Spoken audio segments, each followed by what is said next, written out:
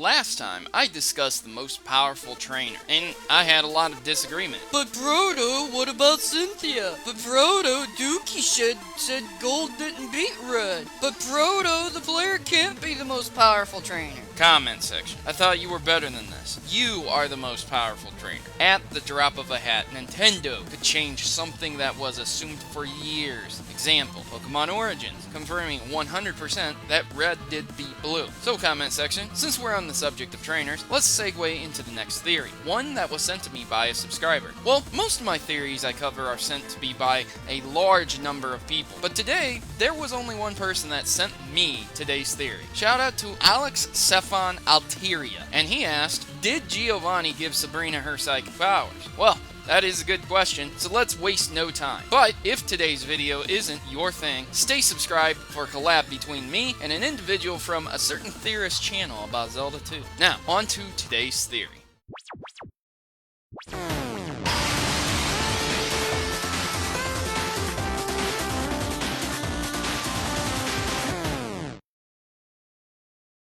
Ladies and gentlemen, this theory doesn't have much evidence, but it is a request from a subscriber, and that's what I do. I live to serve, comment section. So, Giovanni gave Sabrina her psychic powers. There are 3 depictions of Sabrina: the games, the show, and the manga. I'm going to assume we are talking about the games, so let's talk about the others as well. The manga is massive, and it depicts Sabrina in a different way than the game or the anime, so I suggest you read up on that if you're curious. The anime always depicts Sabrina as having a backstory and being gifted with psychic powers as a child. It showed that she pretty much destroyed her family and her home with her powers. You know, this presents several more questions like, how the hell did she become a gym leader? Seriously, this is showing some red flags of psychotic behavior. But I will get back to you on that later. Let's just talk about Sabrina's backstory for now. So Sabrina is the gym leader in Saffron City next to the fighting dojo. Sabrina is quite possibly the most powerful gym leader in Kanto, or at least she is on the line of cheater. Giovanni may be a tad bit stronger and more difficult. The only reason Sabrina can cause issues is her Alakazam always seems to outspeed, and in Gen 1 there is no resistance against Psychic, and on top of a glitch that caused faster Pokemon to get more critical hits. The faster Pokemon is, the greater chance of critical hit. So, we have one Alakazam. That is in the top 10 speediest Pokemon in Kanto, with a Psychic attack that can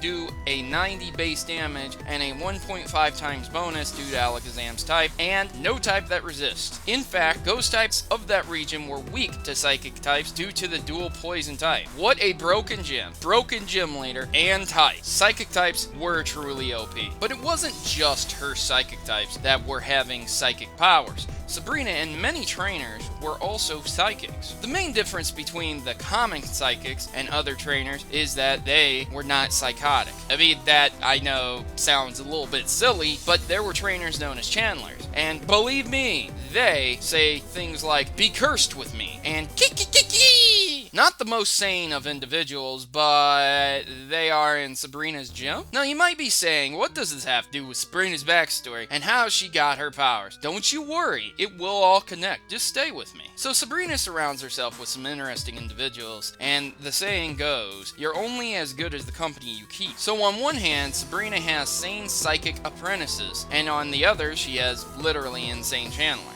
This can show that Sabrina has a condition known as multiple personalities, or dissociative identity disorder, previously known as multiple personality disorder. It's a mental disorder, the dissociative spectrum, characterized by at least 2 distinct and relatively enduring identities, or dissociated personality states that alternately control a person's behavior, and is accompanied by memory impairment for important information not explained by ordinary forgetfulness. You know, that sounds a lot like a certain trainer, maybe named Sabrina. She has the normal serious side and then the other sides to her. So let's talk about how this may have happened to her and its effects. Let's just say Giovanni did have contact with Sabrina. We don't know Giovanni's age or when this would have happened in the games, but we do know that Sabrina does work for Giovanni in the manga. And we also know that the games were meant to be more like the manga. When Team Rocket takes over Saffron City, Sabrina does nothing. Now, you might be thinking to yourself, Aw, that's because Red is supposed to save everyone, right? but remember what I said earlier, Sabrina is no pushover. She has incredibly powerful psychic Pokemon, and to think some rocket could stop her, or the whole entire team for that matter, is just silly. They all use poison types. It would be a walk in the park. Sabrina could have stopped Team Rocket, but chose not to. Why? Because she works for Giovanni. But why? It makes no sense. How a trainer like Sabrina, who could defeat Team Rocket herself, would ever let what happened to Saffron City occur. Except that if Giovanni was the one to give the psychic powers to her in the first place. Giovanni worked with scientists like Dr. Fuji, Blaine, and other scientists to create Mewtwo, and Mewtwo was partially human as well. In those experiments, it would be no surprise that Giovanni tried to give himself psychic powers, and experimented on children as well. See, the thing about adaptive procedures is that children are way more able to adapt and survive procedures like this, so it makes sense that Giovanni wouldn't have powers, but a handful of children that grew up and did have them in Kanto. Giovanni is quite old, so it wouldn't be a surprise if he did all of this when he was a bit younger, and as the children along with Sabrina aged, he guided a small group of them and formed the Saffron City Gym. Placing the strongest experiment as the leader, Sabrina became the gym leader. So where do the multiple personalities come in? I don't know if you remember what I said earlier, but Sabrina has literal insane people in her gym and normal students. This shows her impartial feelings towards anyone other than herself. She just doesn't care. But any sane person, even selfish, might take issue with a Chandler screaming in pain next to them. So this is my mini theory on that. During the experiment, Sabrina was one of the first ones.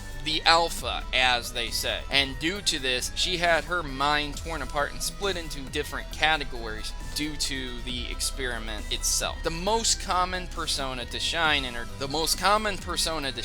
is her indifferent one, gym leader persona, which explains why she doesn't care that half her gym is a mental ward. So, we have all the pieces in play. Let's put them together and solve the puzzle. Giovanni, at a young age, sought power, forming Team Rocket. Using his power, he researched how to become even stronger, becoming fascinated with the psychic type Mew. Failing on himself, he paid parents to use their children in his experiments. After many experiments, Dr. Fuji and Blaine succeeded in giving Sabrina her psychic powers. This created a split persona known as Sabrina the Gym Leader. From there, he controlled her and forced her to work for him. This is how Giovanni gave Sabrina her psychic powers. Ladies and gentlemen, I understand that this was a bit more speculation, but it does have enough connections to potentially be true enough. It's crazy to think what Giovanni's influence was on Kanto and how far he reached. But was it Giovanni pulling the strings, or was it the Elite Four? After all, Giovanni does answer them. Oh, before I do go, I wanted to point out one small link that was very odd. Sabrina has a whip, just like all the other rockets in Gen 1. This was left over from the original development process, but it leaves the question as to why she would have it if she wasn't working with Team Rocket. After all, there are only a few trainers that use whips in the entire game. But that will be a theory for another day. Take part in the discussion about this theory in the section below. Please like and share my work,